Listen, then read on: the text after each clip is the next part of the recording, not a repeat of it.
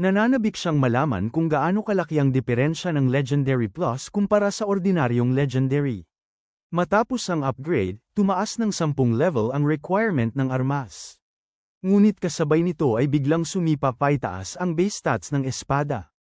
Hindi lamang yun, nagkaroon pa ito ng nakakatakot na special effect na tinatawag na Flowing Fire Enchantment. Napag-alaman niyang pinalalakas ng epektong yun ang fire attribute skills at nag-iimbak ng enerhiya sa loob ng talem. Naunawaan din niya na ang susunod na atake ay ilalabas ang lahat ng naipong fire damage sa iisang mapaminsalang pagsabog. Nang maramdaman niya ang dagdag na lakas mula sa dalawang item, mariin niyang kinuyam ang kanyang kamao. Naramdaman ni Lu Fan na ang dalawang kagamitan na yun ay literal na nagtulak sa kanyang combat power pataas ng isang buong kaharian ng lakas. Muling sinuri ni Lu Fan ang kabuuan ng kanyang mga nakuha habang may ngiting puno ng tagumpay. Naunawaan niya na dahil sa Dragon Tongue Replication at Resonance, maaari na siyang gumamit ng mahika tulad ng isang tunay na Dragon Chanter. Naisip din niya na mayroon na ngayong hatching slot ang Green Dragon Egg. Napansin niya ring umangat pa ang antas ng kanyang Dragon Knight intensity. Bukod pa roon, ang God Tier Belt ay nagbibigay sa kanya ng pisikal na lakas ng isang mabangis na Dragon Warrior. Habang unti-unting nabubuksan ang bahagi ng selyo ng kanyang bloodline, tila may isang aninong dragon na lumitaw sa kanyang harapan. Naramdaman niya ang kapangyarihang yun na tila dumadaloy at pumipintig sa kanyang mga ugat. Napagtanto ni Lu Fan na yun ang lubos na kapangyarihan ng Golden Dragon King. Pagkatapos noon ay lumipat ang tagpo sa Golden Jade City ng Tai Chi Nation.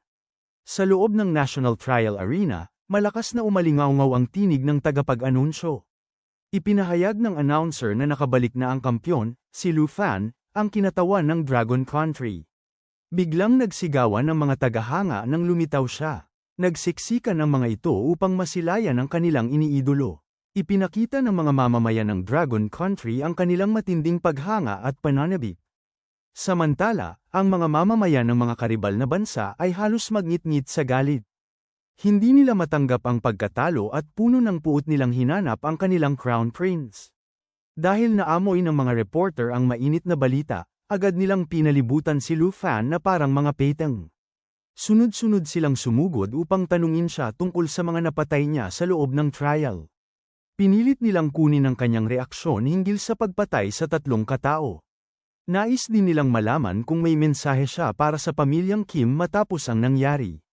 Ngunit matapos niyang makuha ang unang pwesto, biglang sumingit si Xiang Ming. Agad siyang gumawa ng daan upang makalapit si Fabi kay Lu Fan. Pinakiusapan niya ang lahat na umurong muna dahil hindi tumatanggap ng interview si Lu Fan sa mga sandaling yun. Lumapit si matandang Fabi kay Lu Fan na may malawak at masayang ngiti. Malugod niyang sinalubong si Lu Fan bilang bayani ng Dragon Country. Ipinahayag niya na matagumpay itong nakabalik. Magalang namang sumagot si Lu Fan. Kinilala niya si Vice Principal Johan at ipinaalam na nakabalik na siya. Mahigpit na hinawakan ng matanda ang kamay niya at mainit itong kinamayan. Buong saya siyang bumati at ipinahayag na opisyal nang nakuha ni Lu Fan ang titulong number 1 sa national trial ng taong yun. Inamin ng matanda na noong una ay sapat na sana sa kanila ang mapabilang sa top 3. Ngunit tuluyan daw nilampasan ni Lu Fan ang lahat ng kanilang inaasahan sa mana recap na yun. Ipinahayag ng matanda na nagbunga na ang lahat ng pagsisikap ni Lu Fan. Ayon sa kanya, hindi lamang mahusay ang ipinakita ni Lu Fan sa nakaraang kalahating buwan kundi ganap na dominasyon yun. Habang nagsasalita ang matanda, may inilagay siyang isang mabigat at malamig na insignia sa palad ni Lu Fan. Napakurap si Lu Fan sa gulat habang tinitingnan ang bagay na iniabot sa kanya. Bahagyang natawa si Fabi habang kumikislap ang kanyang mga mata sa pagmamalaki. Ipinaalam niya na si Lord Tuang mismo ang nagtaas ng ranggo ni Lu Fan tungo sa silver medal. Ngunit para kay Fabi, handa niyang itaya ang buhay niya sa paniniwalang walang mas babagay kay Lu Fan kundi ang gold. Napabulong si Lu Fan sa sarili habang inuulit sa isip ang salitang gold medal. Kasabay niyon ay muling sumagi sa kanyang alaala ang mga alamat ng Griffin Corps. Naalala niyang narinig niya noon na 8 lamang ang mga nabubuhay na alamat na nagtataglay ng ganoong karangalan. Muli ring bumalik sa isip niya ang code ng Griffin Corps. Naalala niya na karaniwan, ang bronze medal ay tanda ng isang batikang veterano na karapat-dapat sa ranggong kapitan. Naunawaan niya na mas mataas dito ang silver at kasunod nito ang gold. Napagtanto niya na sa buong kasaysayan ng kanilang corps, 8 pa lamang ang may hawak ng gold medal. At dahil wala si Lord To sa barracks, halos itinuturing na parang mga Diyos ang 8 yon. Pinagtibay ni matandang Fabi ang iniisip ni Lu Fan. Kinumpirma niya na tama ang lahat ng naalala nito. Pagkatapos noon ay buong bigat niyang ipinahayag ang bagong katayuan ni Lu Fan. Simula sa sandaling yon, si Lu Fan na ang ika-9 na may hawak ng gold medal. Ipinahayag din niya na si Lu Fan na ngayon ang pinakabatang gold medal holder sa kasaysayan. Kasabay ng medalya ay ipinagkaloob din sa kanya ang kapangyarihan at katayuan na kalakip nito. Sa buong Dragon Nation, 3 elder at si Lord Tung na lamang ang mga taong mas mataas kaysa sa kanya. Lumapit si Xiangming upang lalo pang pasiglahin ang sitwasyon. Ipinaliwanag niya na ang gintong medalya na iyon ay nagbibigay ng katayuang katumbas ng isang pambansang bayani sa Dragon Nation, katulad ng pagtingin sa mga bayani sa Tai Chi Kingdom. Dagdag pa niya na pinahahalagahan na si Lu Fan ng Griffin Corps at personal pang kinilala ni Elder Han, kaya mabilis na tumataas ang kanyang reputasyon at katayuan. Yumuko si Lu Fan ng may maingat na pagpapakumbaba kahit natuwang-tuwa ang kanyang kalooban. Ipinakita niya ang paggalang kay Elder Han at tinanggap ang papuri ng may kababang loob. Biglang umalingaw sa buong lugar ang malakas na boses ng tagapagbalita na nagpahayag na opisyal nang natapos ang pambansang pagsubok ng taong yun. Ipinahayag ng anunsyo ang huling resulta ng napakabangis na paligsahan. Inilahad ng tagapagbalita na ang hindi mapag-aalinlangan ng kampyon ng taong yun ay ang kinatawan ng Dragon Nation na si Lu Fan, na nakalikom ng kabuuang 8,436,974 na puntos. Ipinaliwanag na ang puntos na yun lamang ay bumubuo sa 91.8% ng kabuuang puntos ng buong pagsubok. Ipinahayag din ng tagapagbalita na ang pangalawang pwesto ay napunta kay Andrea mula sa Snow Nation na may 725,629 na puntos, na halos 6% lamang ng kabuuan. Idinagdag pa na ang ikatlong pwesto ay napunta sa kinatawan ng True Fire Nation. Narinig ni Fabi ang opisyal na anunsyo at hindi niya napigil ang tumawa ng malakas. Ipinakita niya ang matinding paghanga dahil hindi lamang nagwagi si Lu Fan, kundi halos sinulo pa nito ang higit sa 70% ng kabuuang puntos. Nagkomento si Lu Fan na ang bagong henerasyon ay tunay na nakakatakot sa kanilang lakas. Nanatili siyang kalmado at hindi naging mayabang o labis na mapagpakumbaba. Tinanggap ni Lu Fan ang papuri ni Elder Han at sinabi niyang ang kinalabasan ng lahat ay eksaktong pasok sa kanyang mga kalkulasyon. Matapos ang mga formalidad, nagpasya si Elder Han na umalis na. Ipinakita ng matanda ang pagod ng kanyang katawan habang bamantong hininga siya at inamin na halos hindi na siya kayang buhatin ng kanyang mga paa. Nagpaalam siya at nagpahayag na babalik na siya upang magpahinga, habang pinayuhan ng iba na matulog na rin. Yumuko si Xiangming ng magalang habang pinapaalis si Elder Han. Pagkatapos ay bigla siyang may naalala. Ipinaalala ni Xiangming kay Lu Fan na babalik na sila sa Dragon Nation kinabukasan. Idinagdag pa niya na naghanda ang 3 matatandang pinuno ng isang espesyal na pambansang gantimpala na ibibigay kay Lu Fan sa susunod na umaga. Naging interesado si Lu Fan nang marinig ang tungkol sa gantimpala ng 3 elder. Ipinakita ni Xiangming ang matinding inggit at paghanga habang mahina niyang ipinaliwanag na hindi lamang basta nanalo si Lu Fan, kundi tila nanalo siya ng pinakamalaking biyaya sa kanyang buhay. Nang gabing yun sa VIP suite ng Golden Jade City, nag-iisa si Lu Fan habang hawak ang kumikislap na gintong medalya sa ilalim ng ilaw ng lampara. Tahimik niyang binanggit na siya na ngayon ang ika-9 na gold medalist, at unti-unti niyang naramdaman ang bigat ng katotohanan iyon. Naramdaman ni Lu Fan ang matinding kasiyahan at sinabi sa sarili na mula sa araw na iyon, ang kanyang katayuan ay pangalawa na lamang sa mga senior rank. Biglang pumasok sa isip ni Lu Fan ang isang nakakatawang ideya. Naalala niya ang sinabi ni Vice Principal Xiao na sa ranggong yun ay maaari na niyang pilitin kahit si Din Fang na lumuhad at humingi ng tawad. Napagtanto niyang ang kapangyarihan ng gintong medalya ay tunay na napakalakas. Pagkaraan ng ilang sandali, nagpasya si Lu Fan na itabi na ang medalya upang ituon ang pansin sa mas mahalagang bagay. Inilabas niya mula sa kanyang inventaryo ang huling scroll na matagal na niyang hinihintay. Sinira ni Lu Fan ang selyo ng scroll at nakatuon ang kanyang mga mata sa gantimpalang nasa loob. Sa wakas ay magagawa na niyang i-unlock ang Azure Dragon Egg. Tinitigan niya ang mahiwagang lilang itlog na may hindi pa nalalamang antas habang nararamdaman ang pananabik. Napansin din niya ang ika-4 na bakanteng pwesto sa kanyang contract interface, na handa para sa bagong kasapi. Kaagad na ginamit ni Lu Fan ang Dragon Taming Art upang mapasailalim sa kanya ang Azure Dragon Egg. Nagsimulang mabasag ang shell ng itlog. Paglabas ng bagong panganak na dragon, isang malakas na alon ng pressure na parang kulog ang kumalat sa buong silid. Lumabas mula sa itlog ang isang nilalang na may mga kaliskis na kulay lilang kidlat at mga matang asul na parang walang katapusang langit. Lumabas sa system ang impormasyon ng nilalang, Azure Dragon, Contract Tier 1, may Strength 151, Spirit 1,374, Agility 378, at Durability 338. Nang makita ng grupo ang kasarian ng dragon, sabay-sabay silang nagulat dahil ito ay lalaki. Lumapit sina Xiaoya at Xiao Fei upang masusing tingnan ang bagong hatchling na dragon. Samantala, hindi mapigilan ni Lu Fan ang kanyang tuwa at ipinahayag niyang sa wakas ay mayroon na silang gwapong batang kapatid sa kanilang grupo. Iniabot ni Lu Fan ang kanyang kamay upang haplasin ang maliit na dragon at sinabi na kapag lumaki ito at naging higanteng dragon, siguradong magiging kaakit-akit ito sa lahat. Sumagot ang dragon ng isang mahinang alulong at lalo pang ngumiti si Lu Fan. Agad na nagpasya si Lu Fan na pangalanan ng dragon na Apo. Habang ginagawa yon, hindi niya pinansin na kinakagat ng maliit na dragon ang kanyang daliri.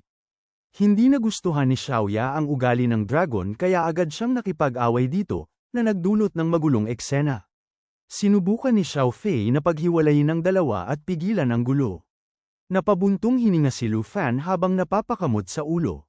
Napansin niyang kinakagat ni Apu ang kahit sinong makita nito at tila may kakaibang ugali ang bagong dragon. Napagtanto ni Lu Fan na ang kanyang buhay sa System Mana World ay parang isang daycare ng mga halimaw dahil sa dami ng kakaibang nilalang na kanyang inaalagaan. Sa sandaling yon, tumunog ang system notification. Ipinaalam ng system kay Lu Fan na naihatid na ang kanyang daily treasure map. Pagtingin ni Lu Fan sa kumikislap na treasure chest sa system interface, halos malaglag ang kanyang panga sa gulat.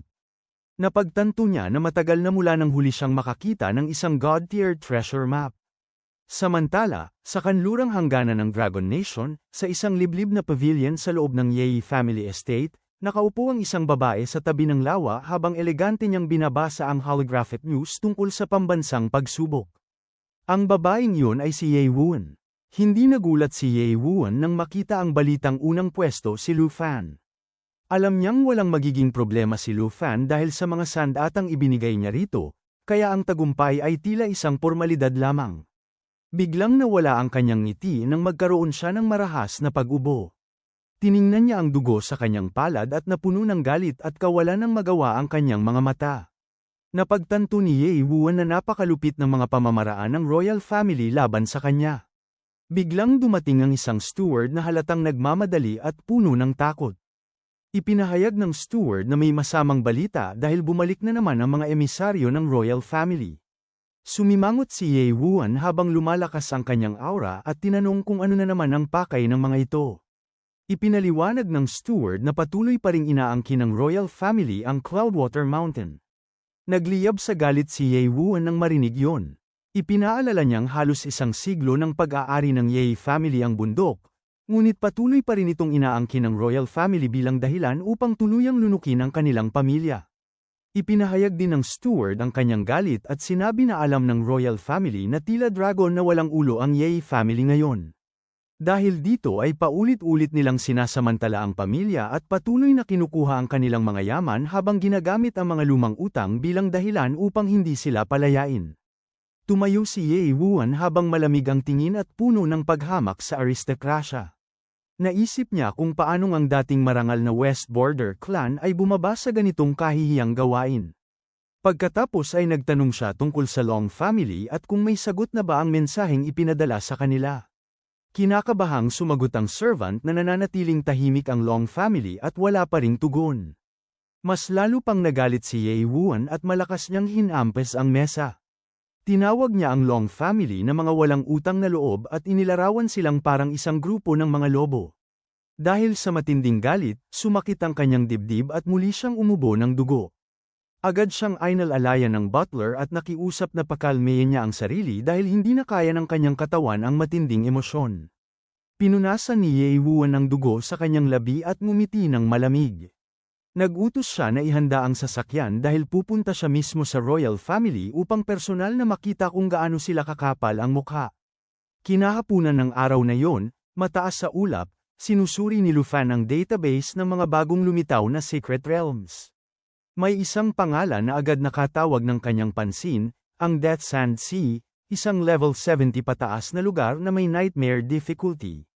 Nalaman ni Lu Fan na kailangan ng 5 kataong squad upang pasukin ang lugar na yun at nakatago ito sa loob ng Godbone Forest. Napagtanto niya na yun ang perpektong lugar para sa isang matinding level ang adventure. Naalala ni Lu Fan ang pambansang gantimpala na ipinangako ni Elder Han at napagtanto niyang dumating ito sa perpektong pagkakataon. Bumalik sa kanyang isip ang nangyari sa Golden Jade International Airport, kung saan kahit siya ay nagulat sa laki ng gantimpala. Ipinaliwanag na binigyan si Lu Fan ng access sa 460 na bihirang resource nodes at pinahintulutan siyang pumili ng 10 mula sa mga iyon. Ngumiti si Fabi nang may halatang pagmamalaki habang ipinapaliwanag na natural lamang ang ganoong kalaking gantimpala dahil ito ay isang pambansang antas na pabuya. Ipinagmalaki ng matandang si Elder Han ang laki ng gantimpalang natanggap ni Lu Fan.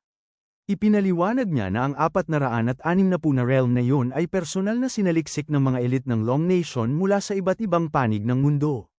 Idinagdag pa niya na kahit ang mga bilyonaryo ay hindi kayang bilhin ang access sa mga lugar na yun. Pagkatapos ay tinanong niya kung may napili na bang lugar si Lu Fan na nakakuha ng kanyang interes. Ngumiti lamang si Lu Fan at hindi agad sumagot. Sa loob ng kanyang isipan ay mabilis siyang nagkalkula. Napagtanto niya na bagamat bihira ang mga level 60 realms para sa kanyang growth path, wala naman itong ibibigay na experience point sa kanya, kaya wala rin itong silbi para sa kanyang pag-unlad. Unti-unting nakaramdam ng pagkadismaya si Lu Fan habang sinusuri ang listahan, hanggang sa biglang tumunog ang isang alerto sa kanyang isip nang makita niya ang pangalan na Death Sand Sea. Napansin niya ang coordinates ng lugar at agad niyang naalala na eksaktong tumutugma ito sa Pirate God treasure map na nakuha niya noong nakaraang gabi. Napansin ni Elder Fabi ang seryosong tingin ni Lu Fan at nagtanong kung may nakita na ba siyang lugar na karapat-dapat sa kanyang kakayahan. Matatag na tumango si Lu Fan at ipinahayag na ang Death Sand Sea ang gusto niyang piliin. Ipinaliwanag niya na yun lamang ang kailangan niya at hindi na niya kailangan ng iba pang realms. Malakas na tumawa si Elder Han at pinuri ang matalas na mata ni Lu Fan. Ipinaliwanag ng matanda na ang realm na yun ay matatagpuan sa isang delikadong border area. Idinagdag pa niya na kapag nakabalik siya sa bansa ay uutusan niya si Vice Principal Xiao na siyasatin ang lugar at gumawa ng pribadong teleportation gate para kay Lu Fan. Biglang naalala ni Lu Fan ang pangako niya kay Andrea. Nagpasalamat siya kay Elder Han ngunit ipinaliwanag niya na mahuhuli siyang babalik sa Long Nation dahil may nauna na siyang kasunduan kay Andrea na hindi niya maaaring sirain. Hindi na pinilit ni Elder Han ang usapan at pumayag na mauna na siyang bumalik. Ipinaliwanag niya na ipapapili niya kay Vice Principal Xiao ang mga high experience realms para sa natitirang 9 na gantimpala ni Lu Fan. Sa kasalukuyang sandali, biglang may kamay na damapo sa balikat ni Lu Fan habang siya ay nagmumuni-muni. Ngumiti si Xiang Ming at ipinaalala kay Lu Fan na maghanda na para sa landing dahil sila na ang number 1 hero na babalik sa bansa. Sumilip si Lu Fan sa bintana ng eroplano at napanganga sa kanyang nakita. Napuno ng napakaraming tao ang runway na tila isang dagat ng mga tao na naghihintay sa kanyang pagdating. Huminto ang eroplano at nang bumaba si Lu Fan sa gangway ay biglang sumabog ang sigawan ng mga tao na parang isang natutulog na bulkan na nagising. Malakas na sinalubong ng mga tao si Lu Fan bilang bayani ng Long Nation. Nagsigawan ng mga reporter at tinawag siya upang humingi ng eksklusibong panayam mula sa kanilang mga istasyon. Magalang na kumaway si Lu Fan, ngunit sa loob ng kanyang dibdib ay napabuntong hininga siya dahil sa sobrang gulo ng sitwasyon. Hanggang dito na lang muna mga bossing. Kung gusto mong subaybayan ang kwentong ito, Mag-like, comment, at subscribe at i-hit mo na rin ang notification bell para ikaw ang unang makapanood pag may bago tayong upload. Kita-kits sa susunod mga boss.